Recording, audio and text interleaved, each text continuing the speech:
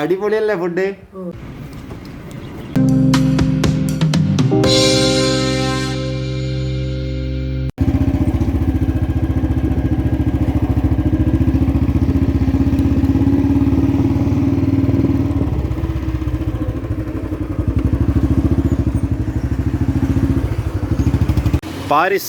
Paris catering നടത്തുന്ന പാരിസിൻ്റെ കിച്ചണിലാണ് നമുക്കുള്ള food തയ്യാറാക്കിക്കൊണ്ടിരിക്കുന്നത്. കാണാനൊരു ലുക്കില്ല എന്നുള്ളൂ. ഇതാണ് അതിൻ്റെ മുതലാളി.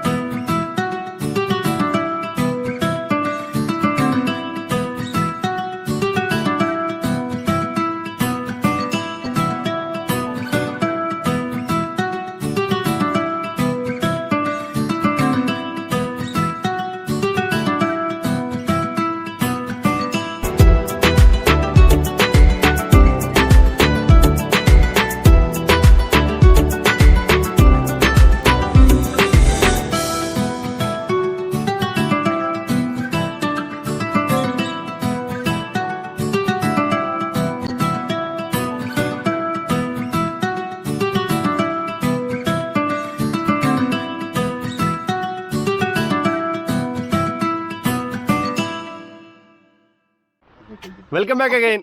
ദിൽഷാദാണ്.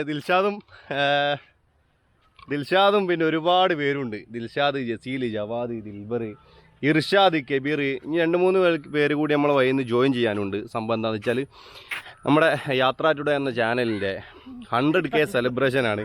അപ്പം എന്നെങ്കിലും ഒരു 2 വർഷത്തിനുള്ളിലേക്കാണ് ഞാൻ പ്രതീക്ഷിച്ചത്. എന്നെങ്കിലും 100K, അതായത് 1,00,000 സബ്സ്ക്രൈബർ ആവണം അന്ന്. അതിൻ്റെ ഒരു സെലിബ്രേഷന് ഏതെങ്കിലും ഒരു ഓർഫനേജിലോ അല്ലെങ്കിൽ ഓൾഡ് ഏജ് ഹോമിലോ വെച്ചിട്ട് നടത്തുന്നതാണ് ഒരുപാട് കാലത്ത് ആഗ്രഹം. പക്ഷേ പെട്ടെന്ന് തന്നെ നമ്മുടെ ചാനലിൽ 100K സബ്സ്ക്രൈബർ ആയിട്ടുണ്ട്. അപ്പം 100K കഴിഞ്ഞ് ഇപ്പോൾ ഏകദേശം 142K, അതായത് 1,43,000-ഓളം സബ്സ്ക്രൈബർ ഫാമിലി ആയിട്ടുണ്ട് യാത്രാ ടുഡേ. പക്ഷേ ഇന്നാണ് അതൊന്ന് സെലിബ്രേറ്റ് ചെയ്യാനുള്ള ഒരു അവസരം ഒത്തു വന്നത്. നമ്മുടെ കൂടെ ആരും പരിചയപ്പെടുത്തേണ്ട ആവശ്യമില്ല. എല്ലാവരും നമ്മുടെ മുമ്പത്തെ ഫുഡ് വീഡിയോയിലും അതേപോലെ തന്നെ കോൾഷാർഡ് വീഡിയോയിലൊക്കെ പരിചയപ്പെട്ടിട്ടുള്ള ആൾക്കാരാണ്. പിന്നെ ഇന്ന് നമ്മൾ നേരെ കോഴിക്കോട് കാപ്പാടുള്ള ഒരു ഓൾഡ് ഏജ് ഹോമിലേക്കാണ് പോകുന്നത്. അവിടെ വെച്ചിട്ടാണ് നമ്മുടെ പരിപാടി നടക്കുന്നത്. അപ്പം ഈ പരിപാടി എല്ലാം നമുക്ക് എല്ലാ സജ്ജീകരണങ്ങളും ഒരുക്കി തന്നിട്ടുള്ള ചാരിറ്റി പ്രവർത്തനം പരിചയപ്പെടുത്തുന്നത് പബ്ലിസിറ്റി തീരെ ഇഷ്ടമല്ല ഇർഷാദിന്. അപ്പോൾ ഇങ്ങനത്തെ ഈ പരിപാടികളൊക്കെ നമ്മൾ ഇർഷാദിൻ്റെ കെയർ ഓഫിലാണ്. ഇർഷാദ് പിന്നെ ചാരിറ്റി പ്രവർത്തനങ്ങൾക്കായിട്ട് സാമൂഹ്യ പ്രവർത്തന രംഗത്ത് വളരെയധികം കാലത്തെ പരിചയസമ്പന്നനായ ഒരു വ്യക്തിയാണ്. അപ്പം ഇർഷാദിൻ്റെ കെയർ ഓഫിലാണ് നമുക്ക് ഇങ്ങനെ ഒരു സെറ്റപ്പ് ഒത്തു കിട്ടിയത്. ഇവനെ പരിചയപ്പെടുത്താൻ പ്രത്യേകം പറയുന്നുണ്ട്. ജസീലിനെ അറിയില്ലേ, പാറകളിലെ. അപ്പം നേരെ പോവാം. ടൈം ഒരുപാട് ലേറ്റ് ആയിട്ട് ഇനി 2 വരെ വൈകുന്നു കൂട്ടാനുണ്ട്. അപ്പോൾ നേരെ കാപ്പാട് പോവാം.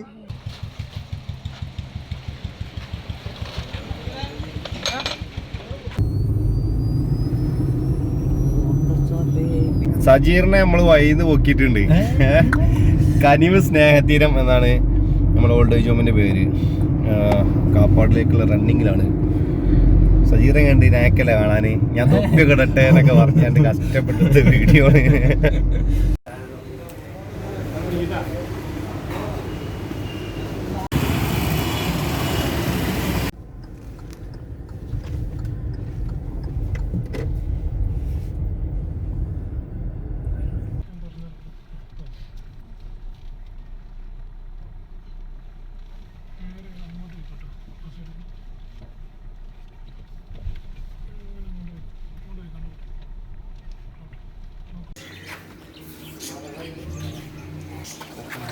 പിടിക്കണം.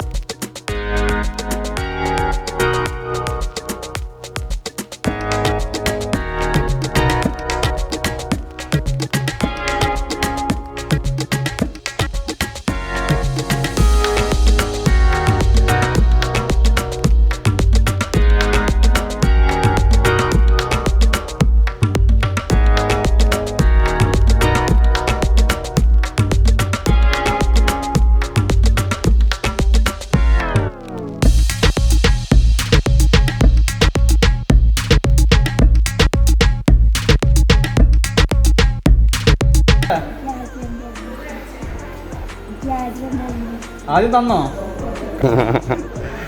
ഒരാൾ ഹോസ്പിറ്റലിലാണല്ലേ?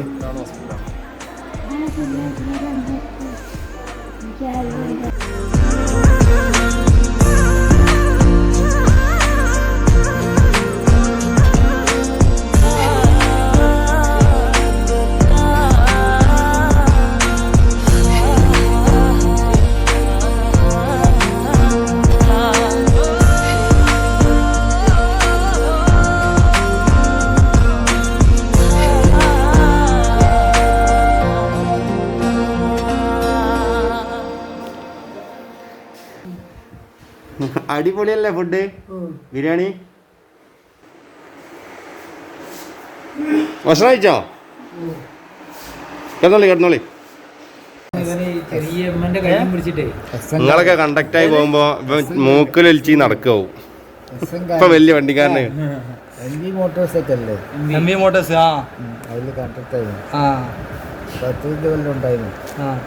നിങ്ങൾ എങ്ങനെ ഇവിടെ എത്തി? പിന്നെ വീട്ടിലാരും വിഷയം നോക്കാണ്ടായി അങ്ങനെ വൃത്തിയാണ്. ഏട്ടന്മാരൊക്കെ ഉള്ളത് വക്കീൽമാരൊക്കെയാണ്. ഏട്ടൻ്റെ മോനൊത്തും ബത്തേരി കോടി വക്കീലാണ്. ഓനും നോക്കാൻ നേരം ഉണ്ടാവില്ല. അവിടെ ഒന്നും രണ്ടാളല്ലേ, ഇപ്പൊ ഇവിടെ ഒരുപാട് ആള് നോക്കാനായില്ലേ? കാര്യത്തില്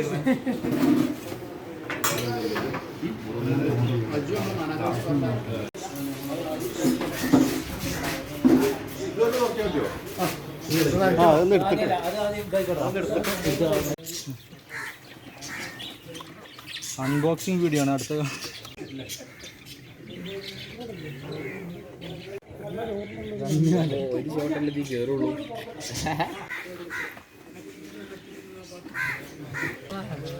മതി തിന്നണ്ടേ ഇതായിട്ട്? ആ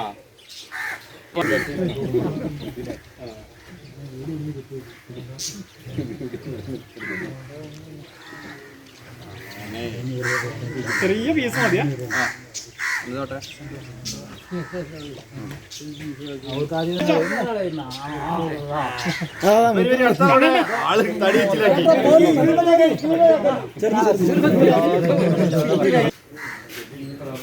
വായിച്ച് കേക്കിന്റെ ആളാ എന്നോട് പറഞ്ഞു നിങ്ങളെ കേക്ക് എപ്പോഴാവുകയെന്ന് ചോദിച്ചു.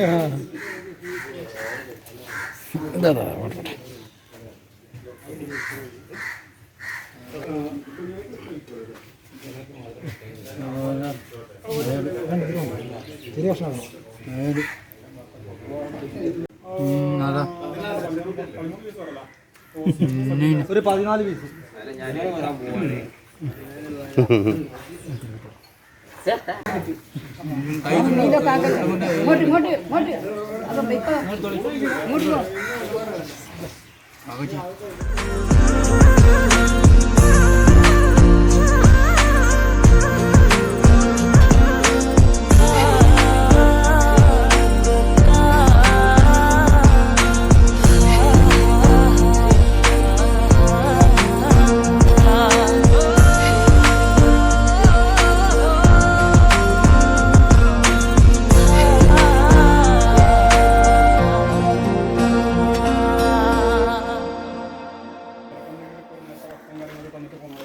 ഒരു വർഷം കേക്ക് ആയാലേ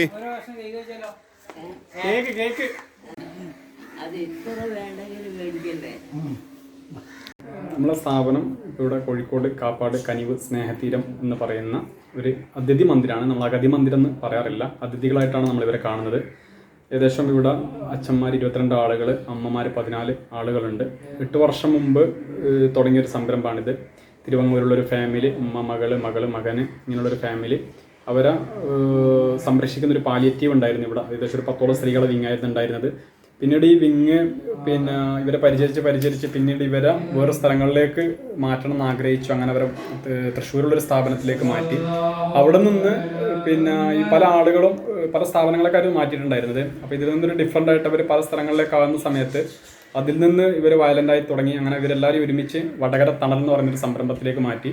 അവിടെ നിന്ന് ഇവരെ ഈ പറയുന്ന സ്ത്രീകളെ വിങ്ങിൻ്റെ ഭർത്താക്കന്മാരാണ് ഇങ്ങനൊരു സംരംഭം തൊട്ടടുത്ത് വേണമെന്നുള്ള രീതിയിൽ ഈ കാപ്പാട് കനിവ് സ്നേഹതീരം എന്ന് പറയുന്ന ചെറിയൊരു ഒരു ഭാഗത്ത് കടലും മറുഭാഗത്ത് പുഴയായിട്ട് ആ ഒരു സംരംഭത്തിൽ നല്ലൊരു ഫെസിലിറ്റീസിൽ ഒരു ചെറിയൊരു വീട് വാടകയ്ക്ക് വാങ്ങി അങ്ങനെ തുടങ്ങിയൊരു സംരംഭമാണ്. കണ്ണങ്കടവുള്ള പോക്കർ എന്ന് പറയുന്ന ഒരു വ്യക്തിയെ വെച്ചിട്ടായിരുന്നു ആദ്യത്തെ സ്റ്റാർട്ടിങ് ഉണ്ടായിരുന്നത്. ഒരു വ്യക്തിയായിരുന്നു ആദ്യം ഉണ്ടായിരുന്നത്. പിന്നീട് കൊയിലാണ്ടി പോലീസ് സ്റ്റേഷനും കോഴിക്കോട് പോലീസ് സ്റ്റേഷനും അതുപോലെ Kozhikode medical college, beach hospital എന്നിവിടങ്ങളിൽ നിന്ന് ഡോക്ടേഴ്സും പോലീസുകാരൊക്കെ കൊണ്ടുവരുന്ന കേസുകൾ ഇവിടെ അക്കോമഡേറ്റ് ചെയ്ത് തുടങ്ങി. അതിൽ നിന്ന് ഇങ്ങനെ ഡെവലപ്പായി പിന്നീട് ഈ പറയുന്ന വാടകയിൽ നിന്ന് സ്വന്തമായിട്ട് ഈ സംരംഭം ഈ വീട് ഒരു വിൽക്കുന്ന പറയുന്ന സമയത്ത് ഒരു 14 ലക്ഷം രൂപ കൊടുത്ത് ഈ വീടും ഒരു 24 സെൻറ്റ് സ്ഥലവും വാങ്ങി. അവിടെ നിന്ന് പിന്നീട് ഡെവലപ്പായി ഇപ്പം 64 സെൻറ്റ് സ്ഥലം, ഒരു 3 ബിൽഡിങ് ഇവയാണ് ഇപ്പോൾ ഇവിടെ ഉള്ളത്. തൊട്ടടുത്തൊരു ഭവന പദ്ധതി എന്ന നിലയിൽ ഒരു 4 ഫാമിലിക്ക് താമസിക്കാനുള്ള ഒരു പദ്ധതി അവിടെ സ്റ്റാർട്ട് ചെയ്യുന്നുണ്ട്. ഇതിൻ്റെ ഉള്ളിൽ ഇപ്പം നിലവിൽ 8 വർഷത്തിനുള്ളിൽ ഏകദേശം 130ഓളം ആളുകളുടെ അഡ്മിഷൻ വന്നു. ഒരു 38 പേര് ഇവിടുന്ന് മരണപ്പെട്ടു പോയി. ചില ആളുകൾ അവരെ കാരണങ്ങളാൽ സ്വമേധയാ ഡിസ്ചാർജ് ചെയ്ത് പോയതുണ്ട്. ചിലത് അവരുടേതായ രീതിയിൽ ബന്ധുക്കളെടുത്ത് എത്തിച്ചു കൊടുത്ത കേസുകളുണ്ട്. ചിലത് ആരോഗ്യം വീണ്ടെടുത്ത് എന്താ പറയുക അവരെ സ്വയം തൊഴിലെന്ന നിലയിൽ കണ്ടെത്തി ഇവിടെ നിന്ന് ഇറങ്ങിപ്പോകുന്ന ആളുകളുണ്ട്. ഏകദേശം 37 പേര് ഇവിടുന്ന് മരണപ്പെട്ടു പോയി. ചില ആളുകൾ അവർ എന്താ പറയുക തെരുവിലേക്ക് തന്നെ പോകാൻ ആഗ്രഹിക്കുന്ന ആളുകളുണ്ടാവും. നമ്മൾ ഈ പറഞ്ഞ പോലെ തെരുവിൽ നിന്ന് വന്ന് തെരുവിലേക്ക് തന്നെ പോകണമെന്ന് ആഗ്രഹിക്കുന്ന ആളുകൾ, ആരെങ്കിലും 5ഉം 10ഉം കൊടുക്കുന്നത് ആ രീതിയിൽ തന്നെ വേണമെന്ന് ആഗ്രഹിച്ച് ഇവിടെ നിന്ന് ഇറങ്ങിപ്പോകുന്ന ആളുകളുണ്ട്. നമ്മളിവിടെ ആരെയും നിർബന്ധിച്ച് പിടിച്ചു വെക്കാറില്ല. ഇവരെ സന്തോഷം എന്താണോ ആ സന്തോഷത്തിനനുസരിച്ച് നമ്മൾ ഇവരെ ഇവിടെ എൻജോയ് ചെയ്യിക്കുക എന്നുള്ളതാണ്. ഇവിടെ എല്ലാറ്റിനും ഒരു കൃത്യനിഷ്ഠത സ്ഥാപനത്തിൻ്റെതായ രീതിയിലുള്ള സംഭവങ്ങൾ ഇവിടെ നടക്കുന്നുണ്ട്. രാവിലെ 4:30 ആ സമയത്ത് എഴുന്നേറ്റ് ഇവരെ പ്രാഥമിക കാര്യങ്ങളൊക്കെ ചെയ്തു കൊടുക്കുക. അത് കഴിഞ്ഞ് ഒരു 5:15 രാവിലത്തെ ടീ കൊടുക്കും. അത് കഴിഞ്ഞ് ഒരു മോർണിംഗ് വാക്കിംഗ് ഉണ്ട് കാപ്പാട് ബീച്ചിലേക്ക്. അത് കഴിഞ്ഞ് 7 ആകുമ്പോഴത്തേക്ക് അവർ തിരിച്ച് വന്ന് ബാക്കിയുള്ള ആളുകൾ അവരെ പ്രാഥമിക കാര്യങ്ങൾ കഴിയും. രാവിലെ 8:30 ആകുമ്പോഴത്തേക്ക് നാസ്ത കൊടുക്കും. നാസ്ത കൊടുത്ത് കഴിഞ്ഞാൽ പിന്നീട് അതിനിടയിൽ ഒരു 11 മണി 11:30 ഒരു കഞ്ഞി, ഓട്സ് അങ്ങനെ എന്തെങ്കിലുമൊക്കെ കൊടുക്കും. ഉച്ചയ്ക്ക് കൃത്യം 1 മണിക്കാണ് ഇവരെ ഭക്ഷണം. വൈകുന്നേരത്തെ ചായ 4 മണി, നൈറ്റ് 7 ആകുമ്പോഴത്തേക്ക് ഇവരുടെ ഭക്ഷണം കൊടുക്കും. അത് കഴിഞ്ഞ് ഒരു 8:30 ആകുമ്പോഴത്തേക്ക് ഇവരെ ലൈറ്റ് ഓഫ് ചെയ്യും. ഇതാണ് ഇവിടുത്തെ പ്രാഥമികമായിട്ടുള്ള കാര്യങ്ങൾ. പിന്നീട് ഇതിൻ്റെ ഉള്ളിൽ തന്നെ നമ്മൾ പറഞ്ഞ പോലെ പശു, മുയൽ, പ്രാവ്, കോഴി, അരയന്നം, അതുപോലെ തൊട്ടപ്പുറത്തെ കൃഷി, ആട് എന്നിവയുണ്ട്. അതൊക്കെ ഇവർക്കൊരു എൻജോയ്മെൻറ്റ് വേണ്ടിയിട്ട് ഇവർ കണ്ടെത്തുന്ന ഇതാണ്. അപ്പോൾ അതിന് വേണ്ടിയിട്ട് നമ്മളെ പുറമേ നിന്നുള്ള ആളുകളെ കാണും, അവരെന്തെങ്കിലുമൊക്കെ ഇവിടത്തേക്ക് സ്പോൺസർ ചെയ്യും. അതാണ് ഇപ്പോൾ ഇവിടുത്തെ നിത്യമായിട്ട് നടന്നുകൊണ്ടിരിക്കുന്ന സംഭവങ്ങൾ. ഈ ചൂലൊക്കെ എന്താ ചെയ്യാണ്ടാക്കി പുറത്തു കൊണ്ട് വെക്കാൻ?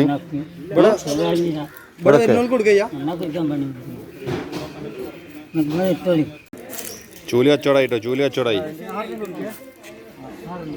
6 അല്ലത് മൊത്തം ഒരു കമ്പനിയാ? അപ്പം സ്നേഹതീരം എന്ന് പറയുന്ന സ്നേഹ വീട്ടിൽ നിന്ന് നമ്മൾ തിരിച്ചു പോവുകയാണ് നാട്ടിലേക്ക്. ഒരുപാട് അച്ഛനും അമ്മമാരൊക്കെ ഉള്ള ഈ സ്നേഹം നിറഞ്ഞ വീട്ടിൽ നിന്ന് തിരിച്ചു പോവുകയാണ്. പിന്നെ ഇവിടുത്തെ കാര്യങ്ങളൊക്കെ പറഞ്ഞിട്ടുണ്ട്.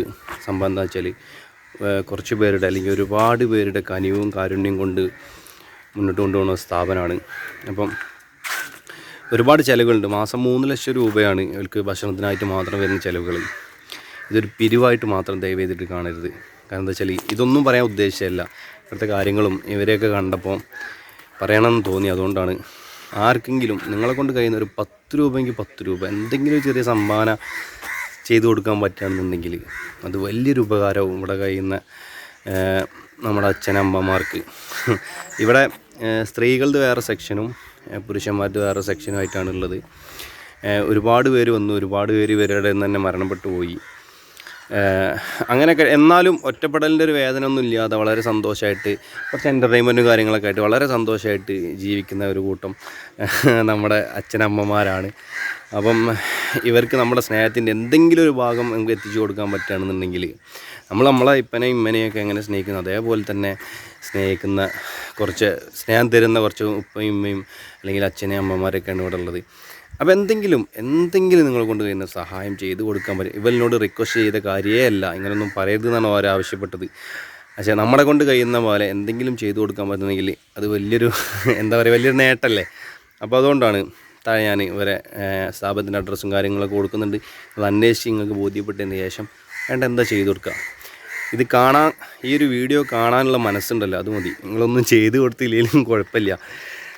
അപ്പോൾ എന്താ വീണ്ടും കോൾ സ്റ്റാർട്ടിങ്ങും ട്രാവലിങ്ങും ഒക്കെ ആയിട്ട് നമുക്ക് വീണ്ടും കാണാം. വേറൊരു സംഭവം എന്താ വെച്ചാൽ ഈ കേക്ക് കട്ട് ചെയ്യുമ്പം പൊട്ടിക്കാൻ വേണ്ടി അതിൻ്റെ പേരെന്താ നിൽക്കാറില്ല, അങ്ങനെ പൊട്ടിക്കില്ല, അങ്ങനെ മേൽക്കൂടെ ഫ്ലവറൊക്കെ പറഞ്ഞ സംഭവം അതൊക്കെ കൊണ്ടുവന്നിട്ട് നമുക്ക് ഈ സാഹചര്യത്തിൽ പൊട്ടിക്കാൻ പറ്റില്ല. പക്ഷേ അതിൻ്റെ സങ്കടം നമ്മൾ ഏതെങ്കിലും ഒരു പാടത്തെ പറമ്പിൽ പോയി പൊട്ടിച്ച് തീർക്കും. അത് എവിടെയെങ്കിലും പോയി പൊട്ടിക്കും. അപ്പോൾ ഏതായാലും വീണ്ടും പുതിയൊരു വീഡിയോ ആയിട്ട് നമുക്ക് വീണ്ടും കാണാം. അതുവരേക്കും ബൈ.